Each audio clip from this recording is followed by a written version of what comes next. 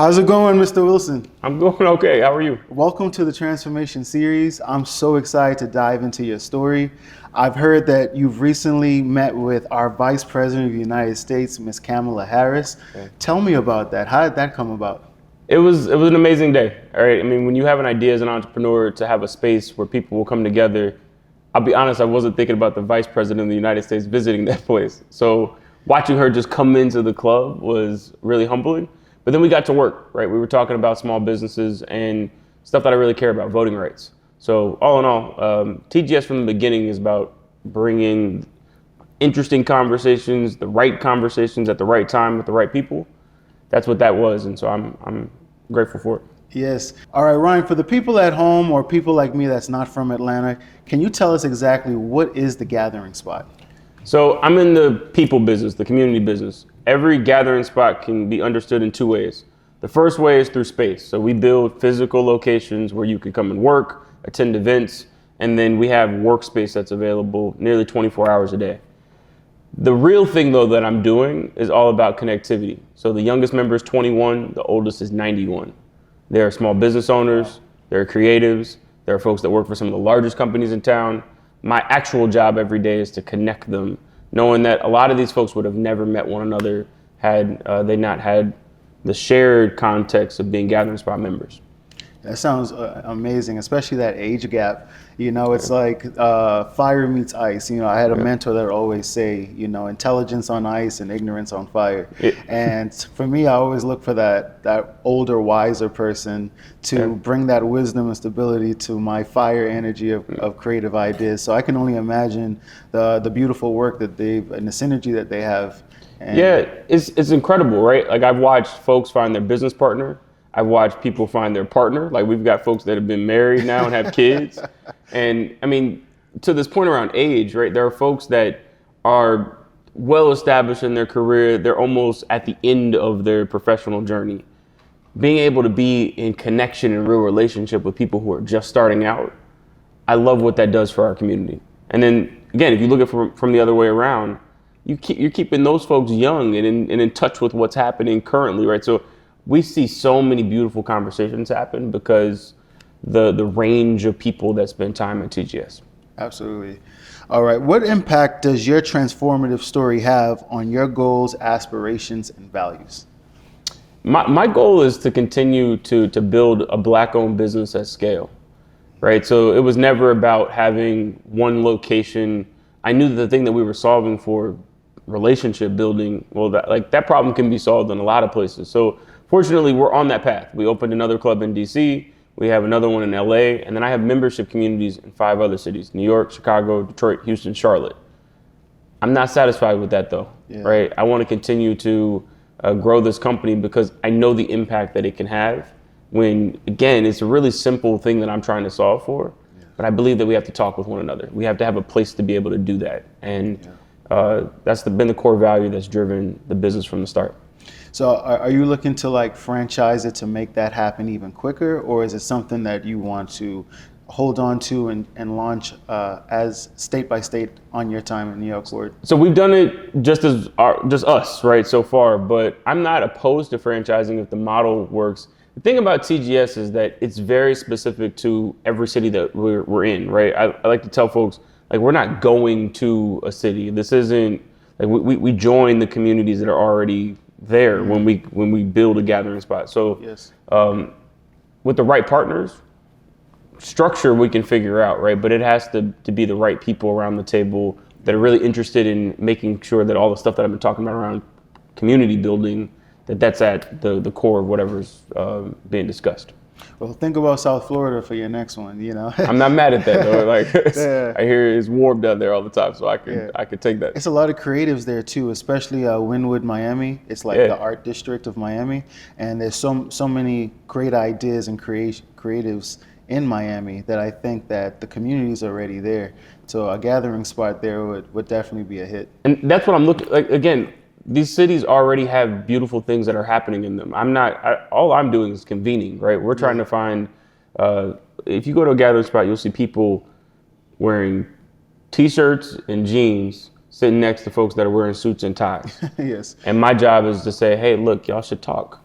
Yeah, absolutely. But they were already doing amazing work before we got there. All we're doing is just trying to make the connection happen. Yeah, absolutely. What are some specific actions you took to embrace the changes brought about during your growth stages? Like I've been working on TGS 10 years. I've been open in Atlanta 8 years. And so there have been a lot of changes. I mean, after all, we're called the gathering spot and went through COVID, right? Where the word of the day was don't gather. Yes, So the thing that I've always tried to stay true to is remembering why I got started in the first place. Like, what are we trying to solve for? Stuff will change, right? Like how you get through whatever the next challenge is, that always is going to require a different approach. Yeah. But I've gotten through it by just remembering, and again, this sounds simple, but just like why I started. I don't believe that entrepreneurship, I don't believe that the ideas and the businesses that we start, I don't think they're random. Yes. And I try to keep that in mind no matter what it is that I'm facing. This is my assignment. This is the thing that I'm supposed to be doing.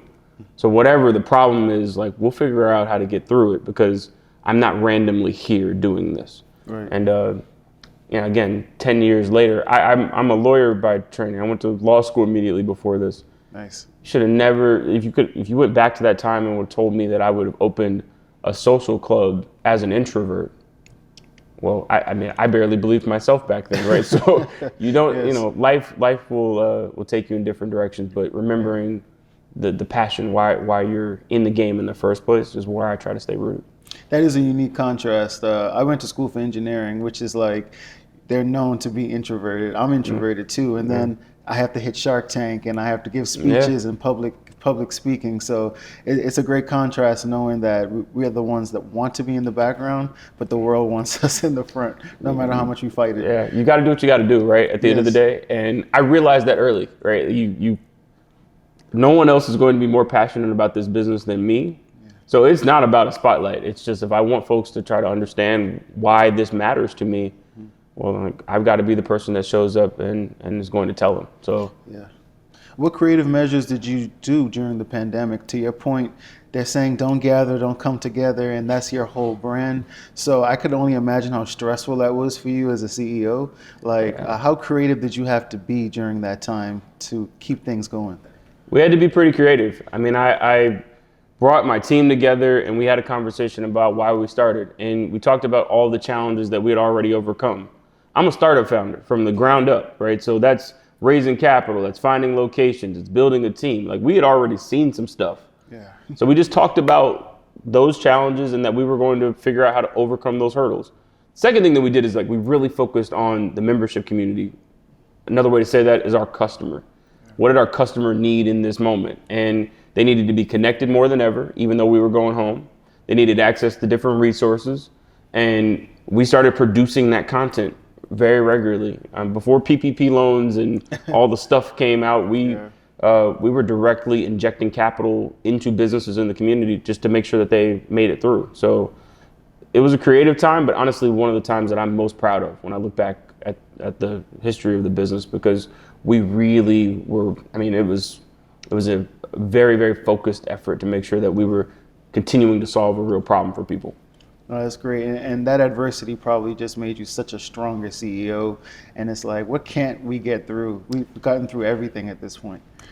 That is being a startup founder, right? It's about adversity. It's about knowing that like you're running towards a wall and like you can see it, but like just having the faith that you won't ever hit it and go flat. I mean, it's a tough process, right? But the real CEOs that I respect, they always have a quiet just faith and belief that whatever it is that they're trying to do, that they'll get there, right? And I don't think this is random. So no matter what the challenge is, best thing I can do is wake up today and give it my best shot. 100%.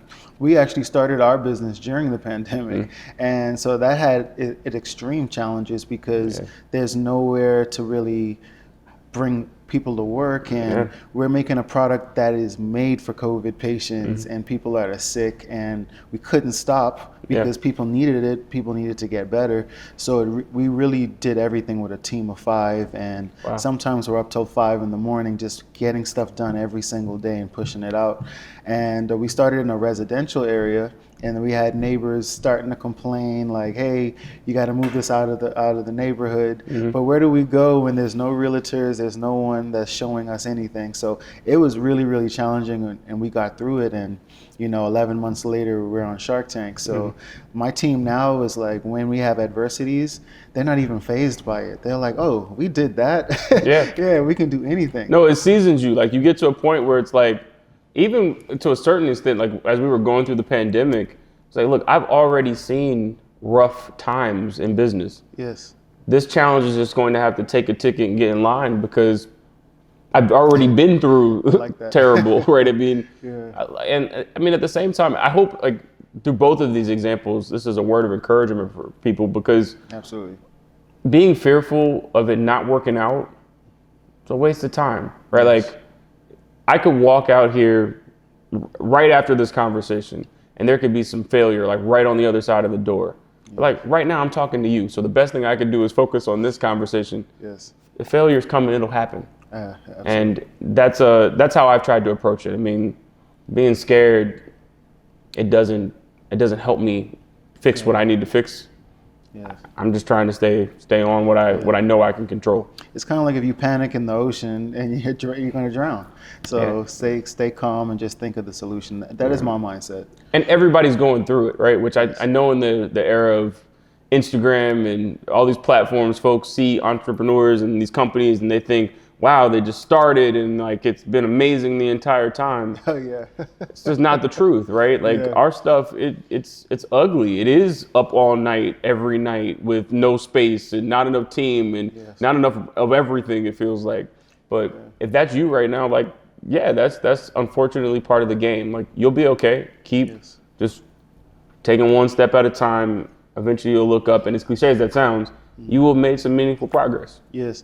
I always say like CEOs are kind of like, you see a duck in a pond that's cool, calm, collected, smooth, going on the lake, and underneath they're feeling like this, keeping just trying to survive. Going, hustling. And it's our job to show that peace and comfort to our team and everyone around us, so that they don't match our panic or our fire. They're calm too, but we know what's really going on and how hard we have to work to keep everything going. So absolutely, I have a lot of respect for CEOs as well, because I know we get each other.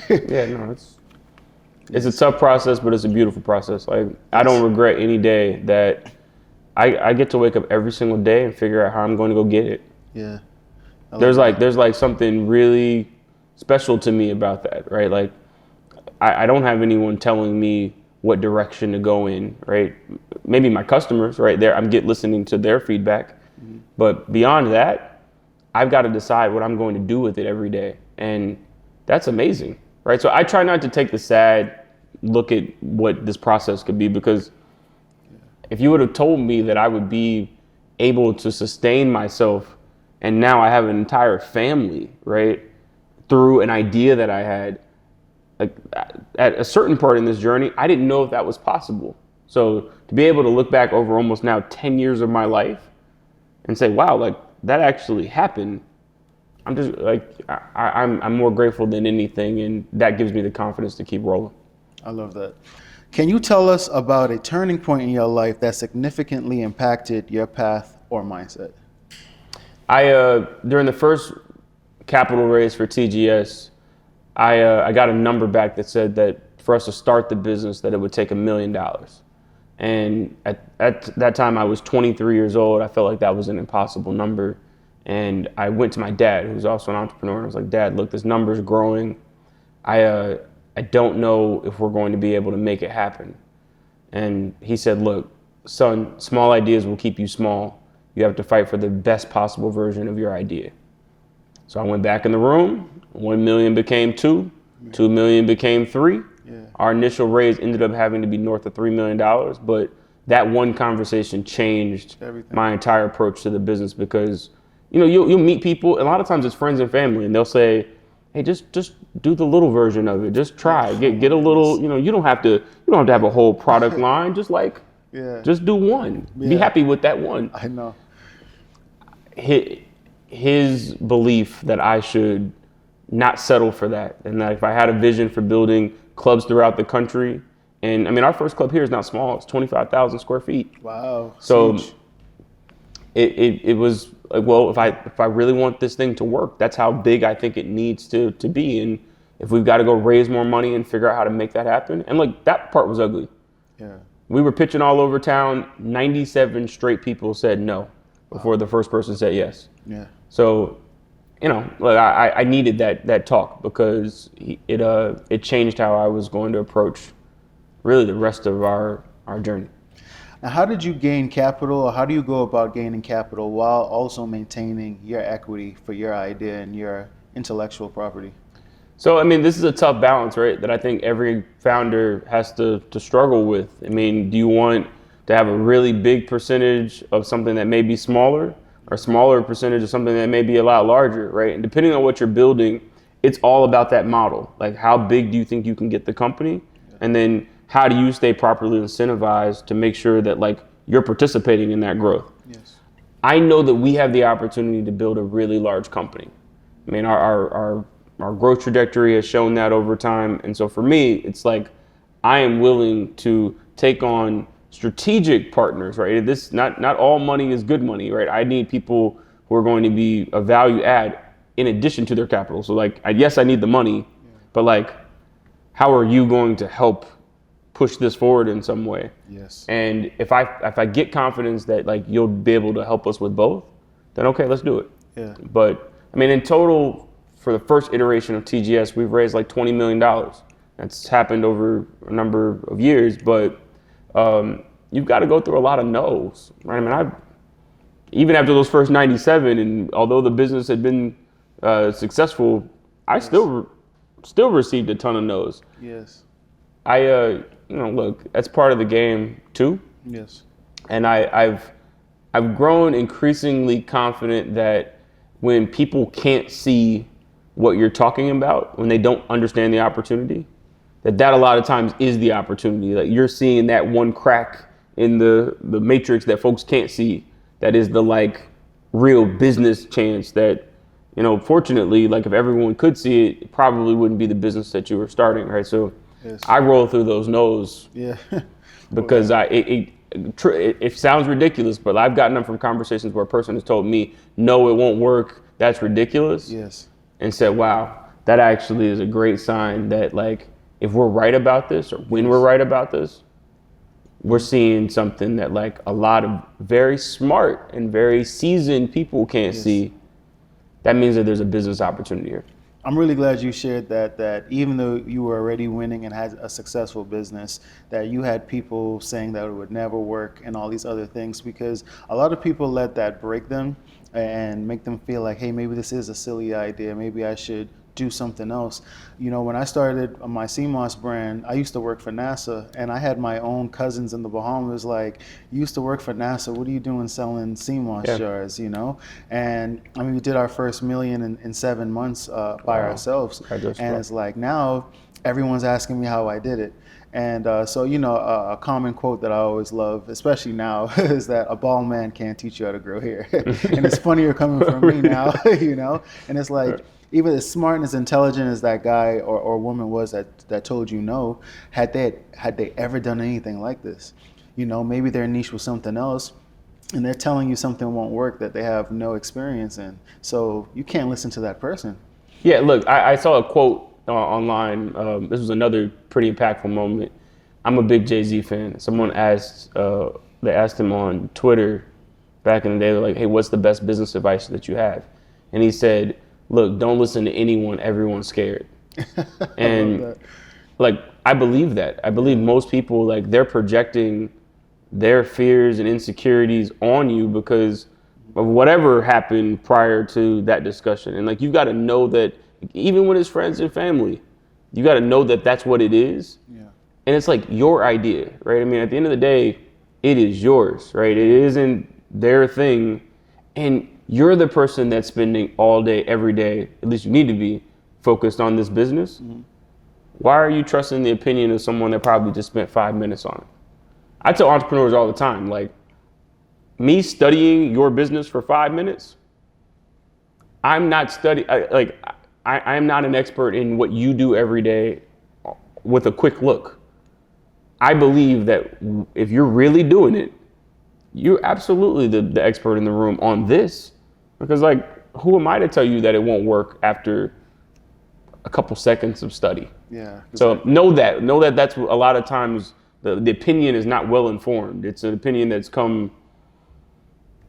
A lot of times these folks are just shooting from the hip, right? Yeah. It's the first thing that comes to their brain, and you add that plus a little insecurity, and the thing that they tried years ago that didn't work, that then they start to remember, then they're going to tell you that you shouldn't do your thing. But again, it's not there, so that doesn't matter. Yeah, it shouldn't matter. That's powerful, absolutely powerful. I think you've given our listeners amazing gems to take. You're young, successful, and you've gone through so many different adversities that, a lot of people think, like you said, success just happened. And then you get down and you reverse engineer like how that success happened, like your story, and you realize like, hey, I'm supposed to be going through this. It's okay. Let me not get afraid. Let me not let people scare me out of my position, and just stay focused. And I think you've given clear examples of what that looks like, so that when our users go on their journey of transformation, they see that, they feel that, and they say, hey, it's okay, I'm going to stay the course. So thank you so much for being with us today, sharing those gems. I think people will be playing this video back time and time again, just for those gems and taking those notes. So thank you. I want to ask you, how can our viewers find you, and how can we support the Gathering Spot? Well, first, thank you and congratulations on incredible success under a short clock. I mean, it's hard. Yes, thank you. To find me, I'm easy. I'm Brian Wilson on everything. The business is the Gathering Spot on everything. So give us a shot. All right, perfect, man. Thank you Appreciate for you. being here, and I look forward to checking out your spot while I'm here in Atlanta, actually. Please. So definitely want to see what you've built, and I'm really proud of you, so keep it going. Thank you. See you soon. All right, see you soon.